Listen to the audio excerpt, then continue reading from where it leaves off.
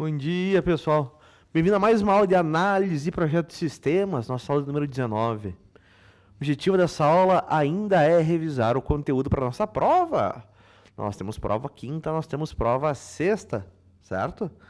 Vamos terminar, então, de ver o nosso conteúdo. Aonde que nós tínhamos parado da última vez? Vamos abrir nosso Visual Studio Code. Pá. Zoom, cegueira.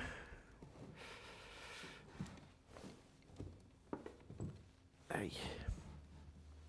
Demais. Não morra, monitor.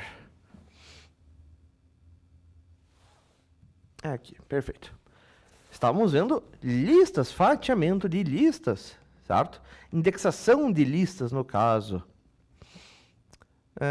Cadê meu material de listas? Só um segundo.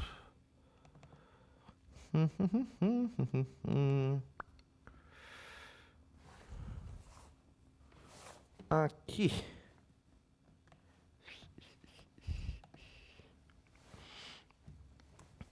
Na última revisão, então, a gente reviu lista, certo? O que é lista? Uma estrutura de dados, né?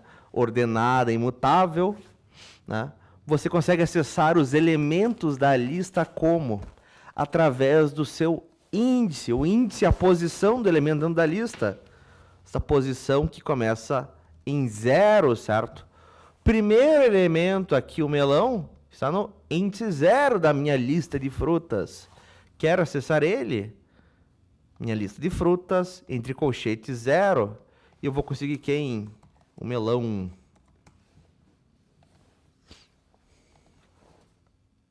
Tá lá, melão.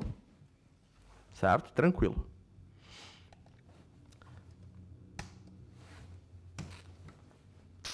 A gente declara a lista com colchetes, então, certo? Os elementos separados por vírgula. A lista pode conter, obviamente, diferentes tipos de dados lá dentro. Isso não é problema para ela.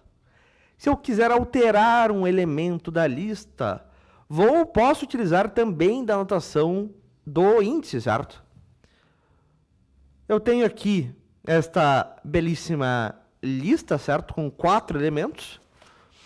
Uma string, um inteiro, um booleano, um float. E eu quero alterar o 12. O 12 nessa lista tem que índice? Índice 1, certo? Minha lista no índice 1 vai receber um novo valor, vai receber, nesse caso, uma nova string. E quando eu dou o print na minha lista toda, repare, foi de fato alterado, certo? Tenho agora uma string no índice 1, onde originalmente eu tinha um inteiro. Isso aqui tá de boas, né, galera? Lista é tranquilo. Assim como em string, que nós também acessávamos um caractere via índice, temos fatiamento de lista, fatiamento de string. Nós conseguimos uma nova string como resultado. Fatiamento de lista vai me retornar uma nova lista. E aí, seu amador? De boas? Repare, né? A sintaxe para fazer o fatiamento, mesmíssima coisa do que na string.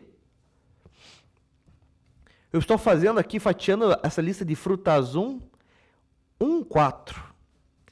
Eu estou iniciando com o índice 1, estou parando, o final é o índice 4. O que ele vai incluir? Ele vai incluir o elemento de índice 1, de índice 2, de índice 3. Não vai incluir o elemento de índice 4. Lembrem disso, meus caros. O final, assim como na string, não é incluso. Tá? No mais, é a mesma sintaxe. Não temos dúvidas aqui, né, pessoal? Alguns operadores, algumas funções, alguns métodos interessantes para trabalhar com a lista. Primeiro deles, operador in, certo? Operador in não funciona somente com lista. O operador in funciona com dicionário, o operador in funciona com string, certo? Quando nós formos ver banco de dados lá em SQL, vai existir um operador in também, tá? Em Exato, Paulo Henrique. 12 em minha lista. 12 está em minha lista? Nesse caso, eu tenho um 12. E o retorno desse meu operador in vai ser sempre um booleano. Ou é verdadeiro ou é falso. Ou está presente na lista ou não está presente na lista. Tá? Como eu estava falando ali para vocês, pessoal, operador in vai existir lá em SQL. Vocês vão ver que muitas das funções que nós estamos aprendendo aqui em Python vão ter o mesmo nome, se não muito parecido, e muitas vezes mesma função lá em SQL, lá em banco de dados, tá? Que é outra linguagem, é outro paradigma de programação. Por enquanto, vamos focar aqui em Python. Tá? Nessa minha belíssima lista de antes, então, tenho um 70 em minha lista? Um 70 em minha lista? Não, não tenho. O retorno dele vai ser um falso. Tá? Operador in, extremamente útil, então, para verificar se alguém está presente ou não. A gente usa bastante ele. Em seguida, nós vimos alguns métodos da lista, certo? Eu não mostrei aqui, mas, por exemplo, o operador, a função len, certo? Que nós vimos lá em string se aplica aqui também. E a gente vai utilizar bastante, certo? Quero calcular a média, por exemplo. É a soma de toda a lista dividida pelo comprimento dela. Função soma também não mostrei. Sum em inglês, né? Somar todos os elementos da lista. Vou dividir pelo comprimento da lista. Eu passo um len em lista. E o que nós temos de métodos? Né? Os mais interessantes, obviamente. Não temos tempo de ver todos. O primeiro deles, método append. O que faz um append? Né? Tenho aqui uma lista existente, certo? Nesse caso, com 4 elementos. Minha lista. E eu fiz um minha lista.append. É um método, abre e fecha parênteses. Lá dentro eu passei uma string. Eu poderia passar o que eu quiser. Poderia ser uma outra lista, poderia ser um dicionário, poderia ser um booleano, o que fosse. Append na string jacaré. O que ele faz, o método append? Ele adiciona o elemento que eu passei no append ao final da minha lista. Está aqui, eu tenho agora um jacaré ao final da minha lista. Nós utilizamos append também, pessoal, com lista vazia, tá? Mas ele vai ser qual elemento? Ele vai ser o único elemento, certo? Se é vazio a lista. Extremamente comum o append. Tá? O método que a gente mais usa com a lista para adicionar elementos lá dentro. O próximo elemento que também insere dentro da lista é o método insert. O insert, ele vai inserir em uma posição específica o elemento. E você vai passar esta posição como? Através do índice que você quer colocar. Tenho aqui uma lista de frutas, maçã, banana e laranja. E eu faço um frutas.insert, repare na sintaxe. Vou passar primeiro o índice e depois o elemento que eu vou passar. Professor, mas eu não vou decorar essa sintaxe, eu não lembro a ordem. É índice depois o elemento depois índice? Boa pergunta. Na nossa lista de frutas, é esta mesmo? Vou fazer um frutas.insert. Repare aqui, o Visual Studio é legal com você. Ele vai dizer quem que ele quer. Primeiro eu quero o índice. Depois eu quero o objeto que você vai colocar lá dentro. Tá? Sempre veja aqui essa caixa que ele abre para você no Visual Studio, que ele vai te ajudar, tá? A responder. Diga lá, Paulo Henrique.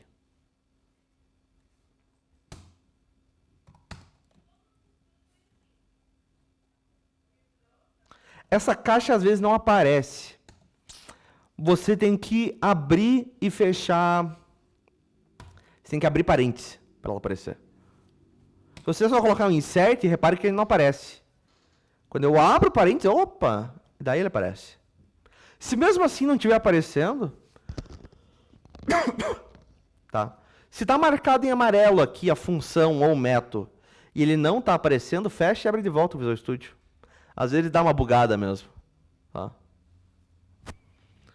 Ou, se não aparecer a caixa ainda assim, coloca o mouse em cima de insert. ele vai dizer aqui, né? Ah, primeiro é o índice, depois é o objeto que eu vou colocar. Já dá uma ajudada. Vamos colocar no índice 2, então, amora. Repare, né? O insert ele não vai substituir o elemento de índice 2 por amora. Quem que eu tenho aqui? Melão no índice 0, laranja no índice 1, banana no índice 2. Ele não vai substituir banana por amora. O que ele vai fazer? Ele vai colocar amora no índice 2, quem era 2 foi pro 3, quem era 3 foi pro 4 e por aí vai. Ele cortou a fila, basicamente. Certo? Tá aqui. Eu tenho agora melão, laranja, amora no índice 2, banana que era 2 foi pro 3, pera que era 3 foi pro 4. E aí vai. Que mais? Temos ainda o método remove. O que faz o remove? Ele vai remover a primeira ocorrência de um elemento na lista. Se colocar amora no índice, né? Isso. Colocou amora no final, certo? Não é que ele vai ter um monte de espaço e daí vai deixar amora lá. Ele joga no último, nesse caso, se não tem. Aí daí eu vou fazer aqui um frutas.append melancia. E eu vou dar um print em frutas. Repare. Tá aqui, né? Não teve nenhum segredo. Se colocar amora no índice negativo, boa. -3. Funciona, funciona. Quem que era -3 nesta lista nesse momento? Era laranja, né? Colocou lá também. Quando se trabalha com índices, geralmente funciona com índices negativos também, tá? Não importa onde. Muito esperto, Paulo Henrique. Muito esperto. Concordo. Método remove, então, galera. Método remove, você vai passar um valor que você quer remover e ele vai remover a primeira ocorrência desse valor, desse elemento. Tá? Não tem segredo aqui. Eu tenho uma lista de frutas, maçã, laranja, banana e laranja de volta. Eu dei um remove em laranja. O que ele removeu? A primeira laranja. Tá? Outro cara que remove, certo? É o pop. O que faz o método pop? Ele vai remover através de um índice, certo? Não é através do valor do elemento, é através do índice do elemento. É exatamente com o pop, tá? Se eu não passar um índice para o meu pop, ele vai remover quem? O último elemento. Se eu passar um índice, ele vai remover o elemento daquele índice, certo? A diferença do pop para o remove, além disso, é o quê? O pop, ele retorna para a gente o elemento que ele removeu. Ah, retorna tipo return lá de função? Exatamente. Return de função. Tá? Reparem aqui. Eu dei um frutas.pop, um pop vazio. O que ele vai fazer? Remover a última fruta, o último elemento, uva. E esta uva que ele removeu, eu guardei em uma variável, porque pop tem um retorno. Eu posso guardar, não é que eu sou obrigado. Eu posso guardar o retorno. Tá aqui, né? Removi lá uva. E eu dei um print em último elemento. Tá aqui a uva que ele tinha removido. Na linha 5 eu só dei um pop no índice 1. Eu não guardei, não sou obrigado. E, de fato, ele removeu o elemento do índice 1, que era a banana. Tranquilo aqui? Lista, galera? Alguma dúvida nos métodos, na sintaxe, em algo? O que vocês falam para mim? De boas? Confiar, então. Beleza, meu bom pessoal. Tá o nosso horário, infelizmente. Amanhã nós vamos trabalhar com dicionários, certo? Depois disso, nós vamos ver as nossas estruturas de decisão e estruturas de repetição, tá? Na verdade, eu tenho 5 minutos ainda, né? Essa aula é... Cadê o horário? 8h10. Vamos começar dicionário. Vamos perder tempo. Deixa eu achar aqui. Dicionários. O que é um dicionário em Python? Também é relembrar os dicionários. Finalmente enviar os horários. Eu tenho os horários, mas daí tem turma que diz que acaba um horário, tem turma que diz que acaba outro, né? Os caras são malandro. E por aí vai. O que é um dicionário no Python? Também é uma estrutura de dados, certo? Também vai armazenar lá uma série de valores. Tipo uma lista, tipo uma lista. A questão é que um dicionário, ele sempre armazena os valores em pares. Pares chave-valor, tá? Dentro de um dicionário, as chaves, elas têm que ser únicas. Não pode ter repetição de chave, tá? Quando nós quisermos acessar os valores deste par, nós vamos acessar através da chave. Nós não utilizamos de índice no dicionário, tá? Os valores desse nosso par chave-valor pode ser qualquer tipo de dado, pode ser um número, pode ser uma string, um booleano, uma lista, um outro dicionário, inclusive, tá? Dicionários, assim como listas, são ordenados imutáveis. Você pode alterar um dicionário, a ordem que você coloca os elementos, é a ordem que ele te retorna.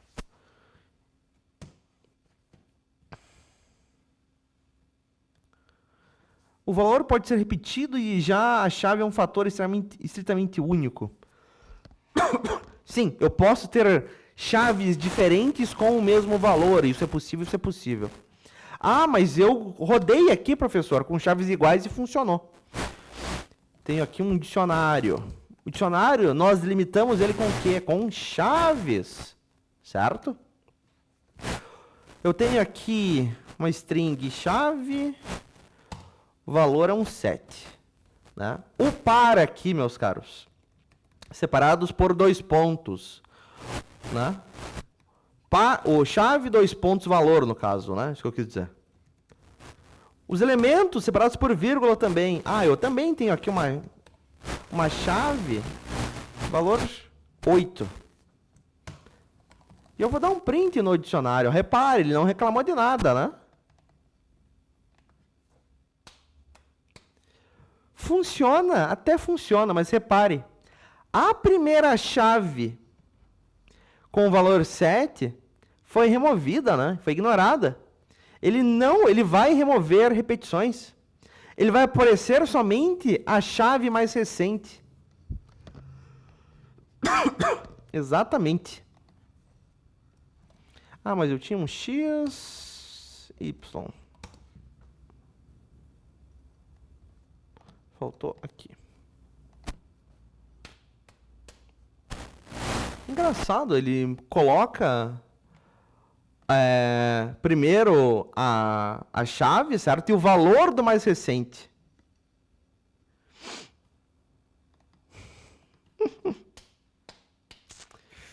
Então, se você tiver chaves repetidas, ele vai ignorar os valores, vai utilizar o valor mais recente. Não tem por que você fazer uma coisa dessas, tá?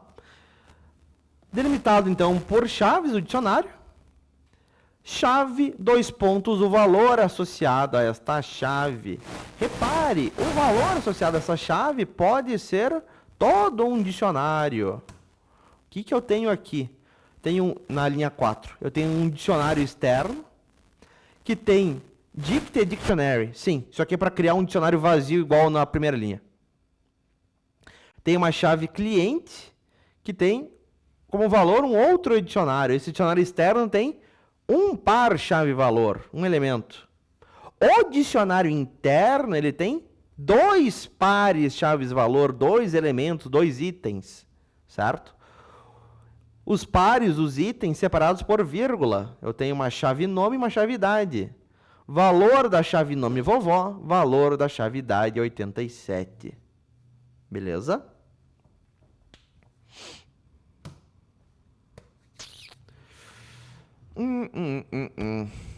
Galerinha, tá na hora de vocês, tá? Vocês têm que andar um monte, vocês têm ainda treinamento de incêndio hoje. Boa sorte, não morram. No mais, fiquei sabendo, terceira aula. Bombeiro vai aí e tudo. Não sei se pra todo mundo, né? Mas possivelmente. No mais, galerinha, nós ficamos por aqui. Amanhã nós continuamos com a nossa revisão aqui de dicionário. No mais é isso, pessoal. Até mais. Falou!